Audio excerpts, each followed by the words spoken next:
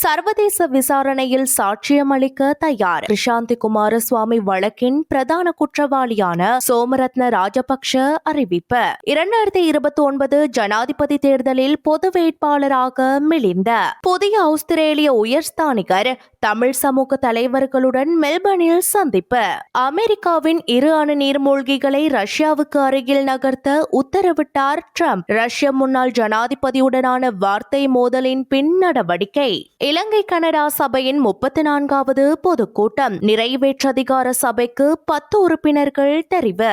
பெண் மெய்வல்லுநர்களின் பாலினத்தை உறுதிப்படுத்த மரபணு சோதனை அவசியம். உலக மெய்வல்லுநர் சம்மேளனம் அறிவிப்பு. அடுத்த மாதம் முதல் அமுல். வேலணையூர் பொன்னண்ணாவின் வாழ்வும் பணிகளும், லண்டன் வாழ்வும் கலாசார மாற்றங்களும்.